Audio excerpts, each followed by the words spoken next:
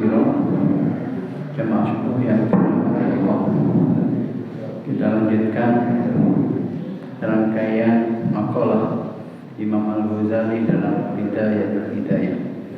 Terdahulu panjang lebar kita membicarakan tentang bab niat dan berikutnya tentang taat. Kami garis bawahi bahwa kata kuncinya adalah pada taat. Setelah niat itu betul, ikhlas, segala sesuatu lillahi ta'ala, jalan menuju pendekatan atau mendekatkan diri kepada Allah itu adalah basisnya taat, bukan yang lain. Selanjutnya unik dalam kitab ini mulai kemudian pada adab-adab dalam ibadah yang sehari-hari. Kita semua tahu bahwa pertama kali di pagi hari apa yang kita lakukan? Ketika muadzin mengumandangkan ajaan as-sholatu khairum minan naum. Setiap hari kita sama, bangun, tidur, ya kan? Setelah istirahat, memulihkan semua tenaga, berputar demikian seterusnya, bangun tidur sampai tidur lagi, bangun tidur itu ya pekerjaan kita. Baik Bapak dan Ibu, bab yang berikut ini adalah faslun fi adabil istiqozi minan naum, pasal atau bab tentang adab-adab ketika kita bangun dari tidur. Saya bacakan dulu untuk mendapatkan teksnya yang kemudian nanti kita komentari. Fa'idha staiqadha minan naumi, maka apabila engkau sekalian bangun dari tidur, fajtahid an tastaiqidha qabla tulu'i syamsi, maka hendaklah kita bangun sebelum matahari, sebelum fajar terbit, artinya sebelum subuh. Di situ bangunnya sebelum subuh. Tapi kebanyakan mahasiswa itu bangsawan ya. Bangsane tanyawan.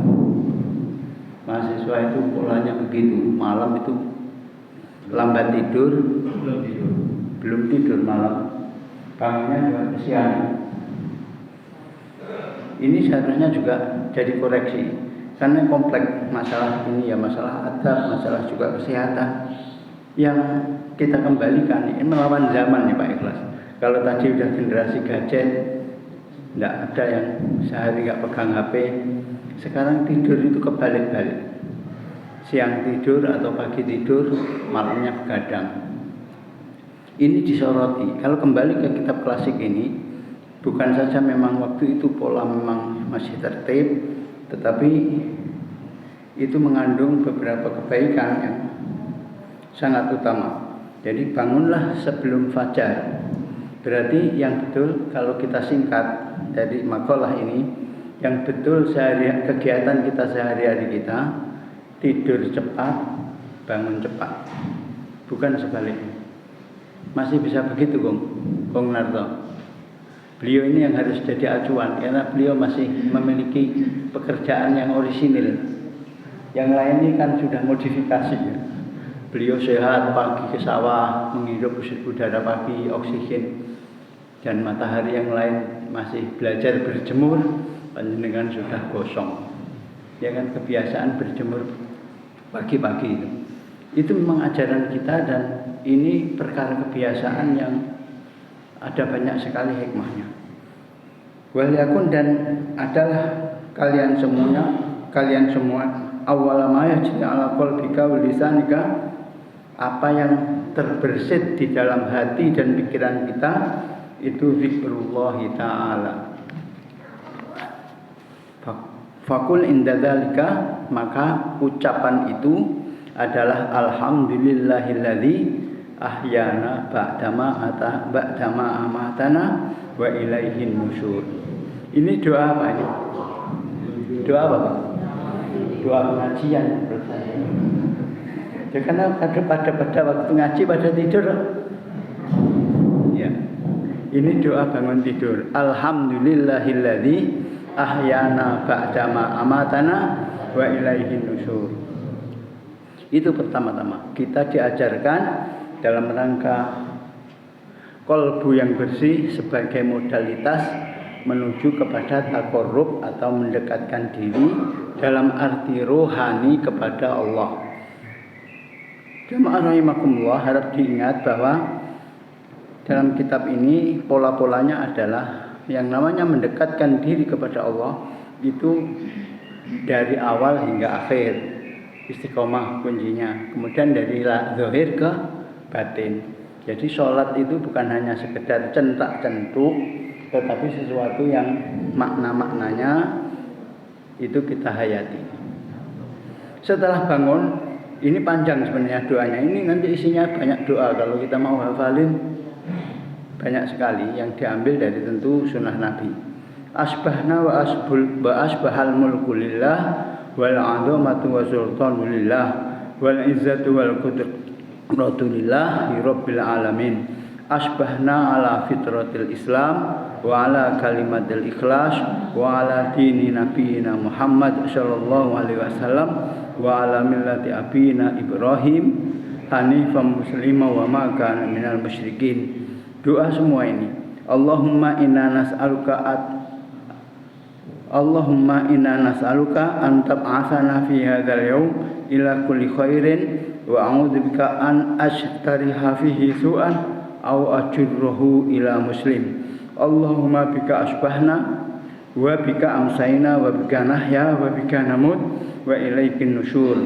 Nas'aluka khaira hadzal yaum wa khaira ma fihi wa na'udzubika min syarri hadzal yaum wa syarri ma fihi fa idza lafista thiyabaka fa anwi bihi imtithal awamirillah ta'ala fi sitrin auratika wa hadar ayyakuna qasduka min libasika mura'atal khalqi fatahsad.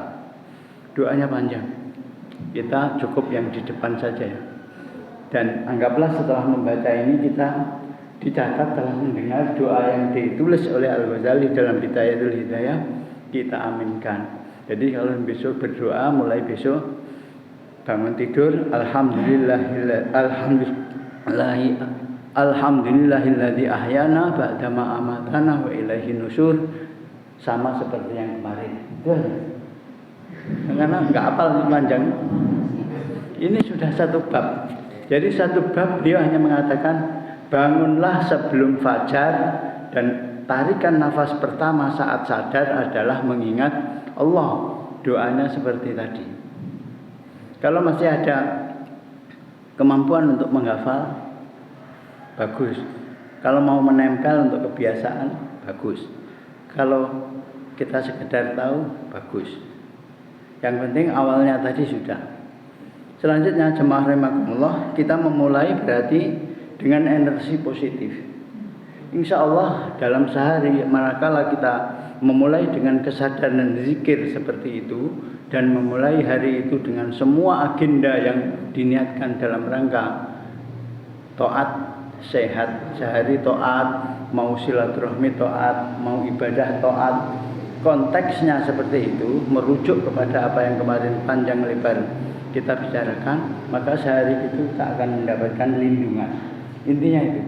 Lah, meskipun kita tahu ini kalau Pak Ikhlas tadi itu refleksi diri sendiri, sama.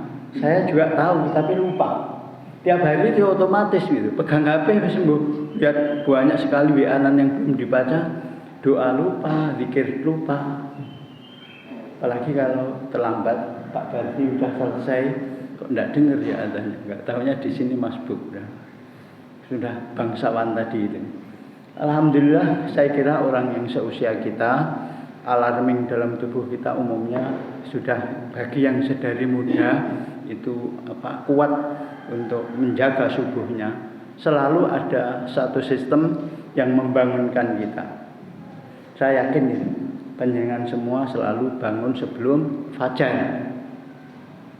Tapi anak-anak kita yang tadi bangsawan tadi, alarmnya bunyi Pak, bunyi terus, tapi ya nggak bangun, ya kan? Nah, apalagi yang lebih kecil, sudah digendong, sudah disuapin, diajari sahur begini, itu masih saja tidur. Jadi belum terbentuk bioritma yang kalau tidak sedari kecil dibiasakan. Ini menjadi perkara ini. Dan banyak di antara yang bukan ahli masjid saya kira begitu. Kita mungkin bisa nengok kanan kiri tetangga kita siang. Jadi bangun subuh itu bukan perkara gampang ternyata. Itu tandanya kalau panjenengan sudah mampu dan rutin seperti itu, tandanya kita memperoleh hidayah itu ya. Jadi hidayah itu sudah ada pada kita. Tinggal kemudian yang suka lupa tadi itu pembiasaan melembagakan perkara bangun tarikan nafas pertama itu menghadirkan asma Allah, itu yang selalu disadari.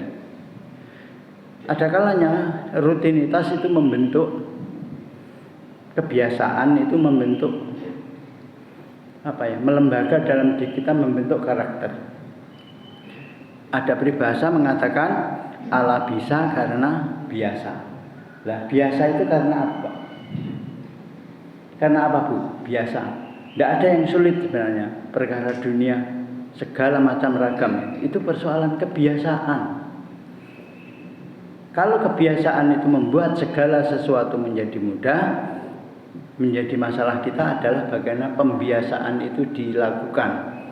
Pembiasaan itu dilakukan kalau mau diucap ala bisa karena biasa, ala biasa karena dipaksa. Paksakan diri kita untuk biasa melakukan itu, artinya apa? Riyadhah, latihan. Kemarin disebut riyadhah rohani, itu mulai tahap-tahap lah diuraikan ya, rasanya jelimet. Tapi sebenarnya itu pembiasaan. Riyadhah itu mulai dari perkara kecil, dan yang penting adalah istiqomah. Mengistiqomahkan sesuatu. Nanti pada bagian dari bab yang lain, setiap kita hendaknya memiliki amalan-amalan zikir yang itu kita lakukan secara istiqomah. Ya, misalnya tadi bangun tidur, prosedur tetapnya adalah membaca zikir doa tadi, dan kemudian nanti selanjutnya ini setelah bangun, setelah melek, jangan langsung bangun dengan cara yang seperti orang terkejut ya. Pelan-pelan miring sebelah kanan terus atau kiri, pokoknya miring di mana posisi tempat tidur kita, lalu setelah itu peregangan sebentar dan mengangkat badan untuk duduk, tidak langsung berdiri ya Bu. Langsung berdiri kita bisa vertigo, tahu-tahu jatuh. Detail sekali mengenai teknik-teknik yang kayak gitu dicontohkan, termasuk nanti ketika kita bab adabi dukhulil khala. Langsung kita selesaikan adab tentang bagaimana masuk kamar mandi. Setelah bangun kan masuk kamar mandi ya. Anak saya susah Pak. Bangunkan sholat, bangunkan sahur, ngirip-ngirip ini ya sahur.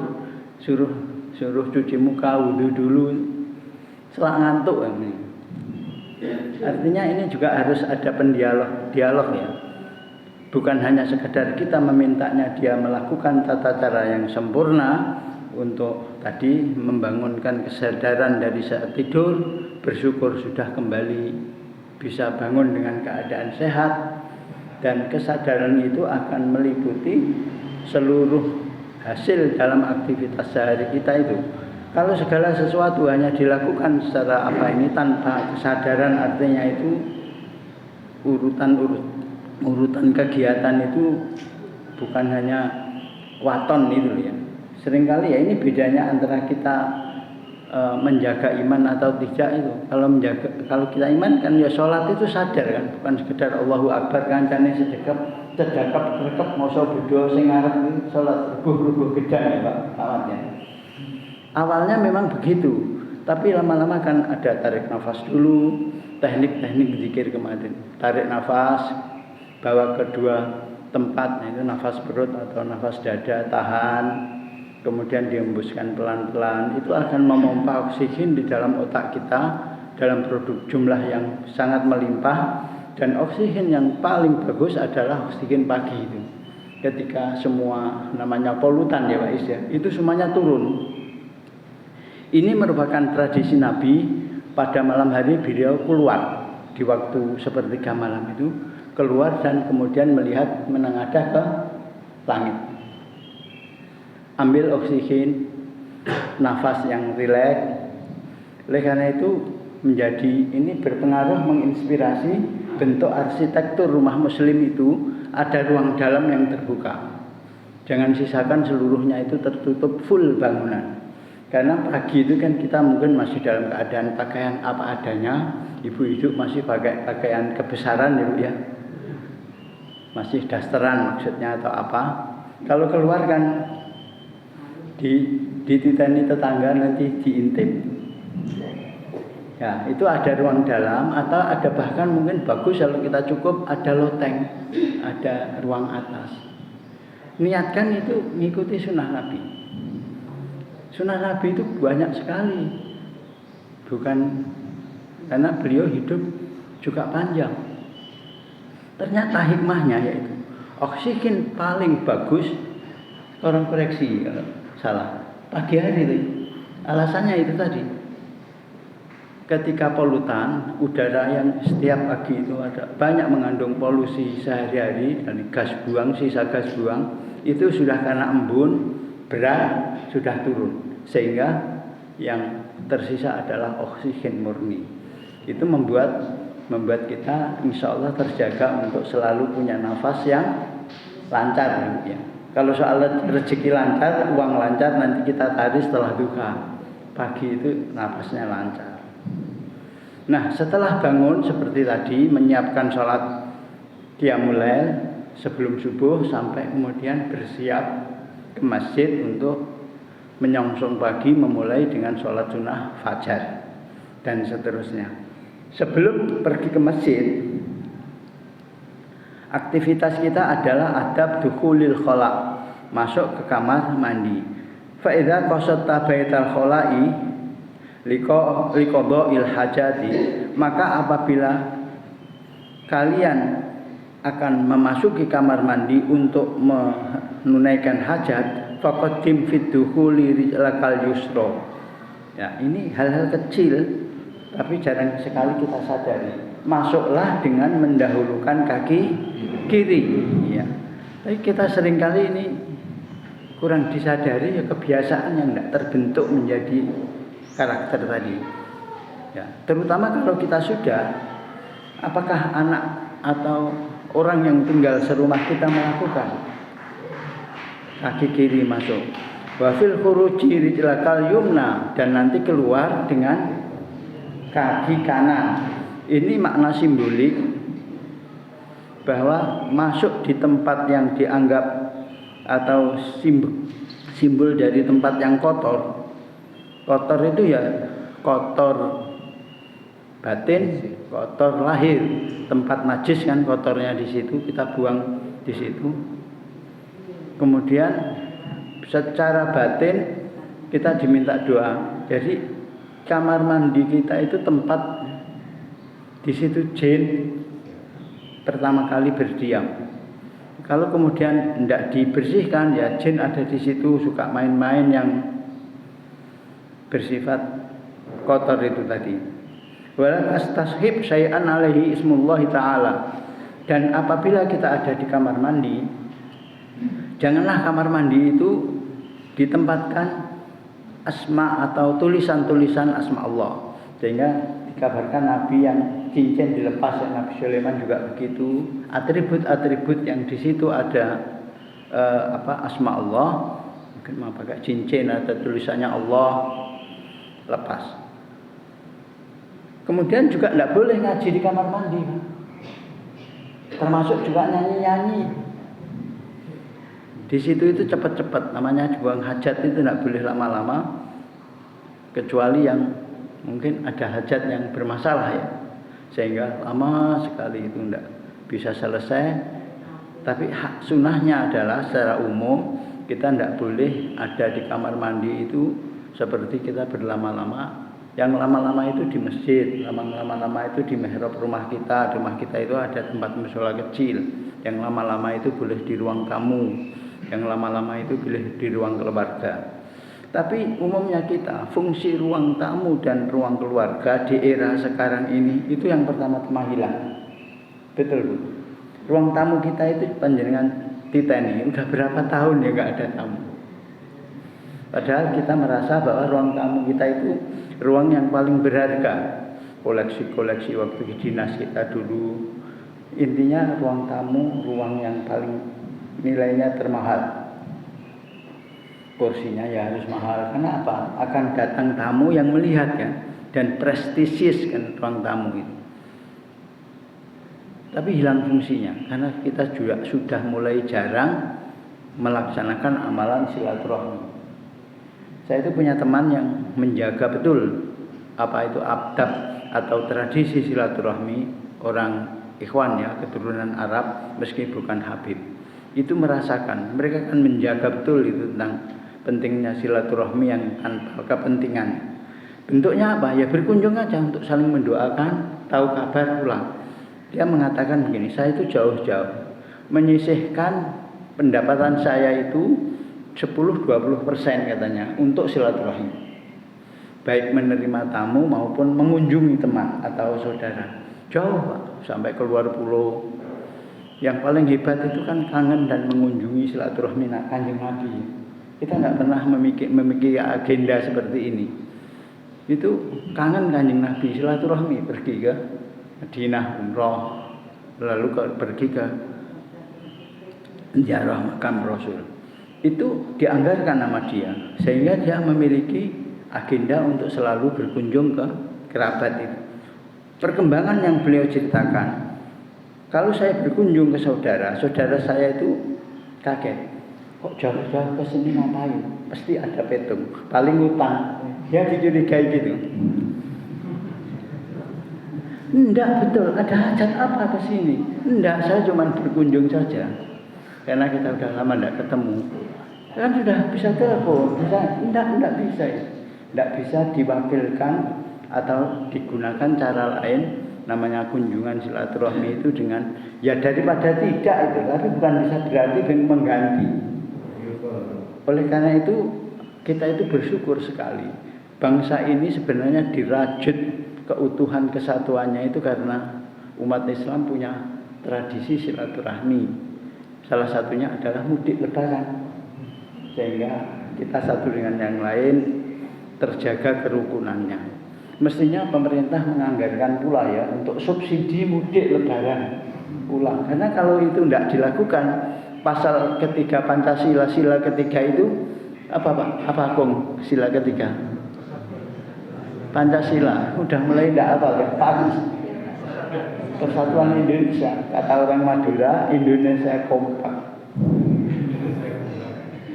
Sila persatuan itu Indonesia kompak. Ini saya kira ya adab-adab yang sederhana yang mulai terkikis oleh perubahan zaman. Mari oleh karena itu ini selalu kita lestarikan, kita sadari mulai dari diri kita. Makan tangan kanan itu kalau tidak dibiasakan ya nggak bisa loh. Dan kemudian mulai dibahas hal-hal yang tidak relevan. Makan harus dengan tangan kanan itu tidak efisien. Pernah dihitung misalnya orang menerima sesuatu dengan tangan kanan, apa urusannya? Tangan kiri juga bisa. Kan banyak orang-orang barat itu nulis tangan kiri, terus kemudian mangan juga tangan kiri, mulai pakai garpu kan. Karena sendoknya tangan kanan, garpunya tangan kiri, akhirnya nanti ya berfungsi dua-duanya, dan dia mengatakan bahwa kami lebih efisien dan produktif. Sambil mengilustrasikan, coba lihat di sekolah misalnya. Karena ajaran harus pakai tangan, menerima dengan tangan kanan, alasan sopan santun, prosesnya dibuat gerakan lambat itu Pak Rizky. Anak-anak dibagi sesuatu lah di satu kelas. Kalau sedang menulis, kemudian dikasih sesuatu kan ditaruh pulpennya, baru kemudian menerima. Kalau itu dijumlahkan mengenai efisiensi waktu, seolah-olah yang menggunakan tangan kanan menaruh kembali pensil dan baru menerima itu tidak efisien. Kalau orang barat nulis sambil menerima tangan kirinya kan. Ini makanya Islam tidak maju. Dikritiknya begitu. Padahal saya kira kembali Islam selalu mengajarkan dimensi lahir dan batin. Perkara apa yang kita bisa tampilkan secara zahir itu ada unsur batin yang menjadi melatar belakanginya. Begitulah dasar-dasar kebudayaan juga dibentuk dari perkara-perkara yang nampak sepele. Dan selanjutnya waqul inda dukhuli, dan ucapkan ketika kita masuk di kamar mandi tadi, bismillahi a'udzubillahi minarrijsi wan najsi al-khabithi wal mukhbithi syaitonir rajim. Dengan asma Allah, dan aku berlindung kepada Allah dari perkara yang kotor dan perkara najis dan perkara yang menjijikkan, perkara yang di situ setan bersemayam. Wa indal khuruji, dan ketika keluar dari kamar mandi, yang dimaksud di sini kamar mandi dan plus garis miring kloset. Pertanyaan kita sekarang jadi persoalan yang muskilat ya. Kalau kita itu kamar mandi kan buang hajat ya.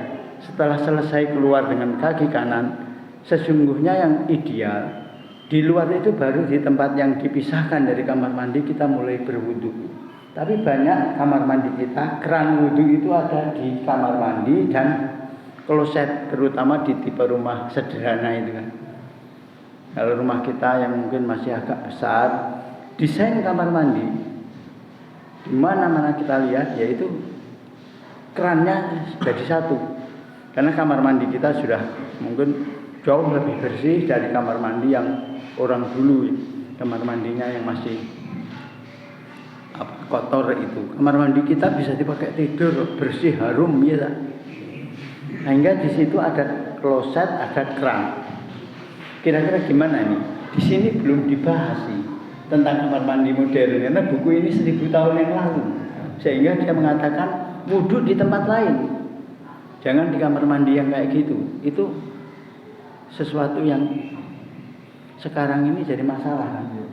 Ya, soalnya tanpa disadari kita mendesain kamar mandi sekaligus kerannya taruh mana ya, di dalam itu. Nanti kita wudhu di situ, dekatnya kloset. Kalau kloset itu adab atau anjurannya tidak boleh menghadap kiblat. Usahakan kloset kita selalu menghadap ke utara atau selatan, jangan timur atau barat. Dihadapkan situ. Tapi kadang-kadang karena lokasinya memang tidak memungkinkan, akhirnya tetap aja ditaruh, naruh menghadap timur atau barat. Kalau tidak dari awal didesain begitu, jadi keliru bentuk kamar mandinya tipe 21 itu. Maka kalau dari awal kita mendesain itu disadari, itu ibadah sudah. Kalau kita menyadari itu. Kalau tidak, maka kita akan mengambil pendapat atau call yang lain bahwa yang dimaksud tidak boleh menghadap ke barat atau ke timur, menghadap kiblat sebenarnya, bukan barat atau timurnya. Karena kiblat bagi orang Madinah beda dengan kiblat orang Indonesia. Kayak jamaah umroh Bu, alhamdulillah saya di Madinah tidak bingung Pak. Kok tahu? Iya, sholatnya madhep ngulon. Ya itu malah tandanya bingung sampean. Karena kalau di Madinah itu sholat madhep ngalor, orang madhep ngulon, panggah dipandang. Kita sudah ada di utara Ka'bah. Jadi yang nggak boleh itu menghadap atau membelakangi kiblat, posisi buang hajat kita itu. Terus kita punya masalah tadi. Ini banyak kan kamar mandi, tempat keran kita di kamar mandi. Bagaimana wudhunya? Ya sedapat mungkin di luar kamar mandi, Pak. Bagaimana ini? Ini belum ditulis ini. Kira-kira gimana ini? Saya cari-cari, kemudian ini harus dicari sebuah pemikiran yang juga solusinya kena itu. Di luar tidak ada keran. Sementara yang namanya nanti ke sini, wudhu itu di rumah bukan di masjid. Karena jangan ikut-ikutan menghabiskan PDAM masjid. Karena kalau wudhu kita di rumah, jalan kita masjid itulah yang disebut langkah kita meninggikan derajat, langkah kiri menghapus dosa. Kalau belum wudhu di rumah, itu belum, tidak dihitung. Jadi malah mandi-mandi di masjid. Ya, sementara biar masjid itu tidak boros. Jadi sendiri-sendiri di rumah, mulai dari rumah sudah suci. Saya mencari, ya tentu ini pendapat ya, soal kebenarannya pasti wallahu a'lam.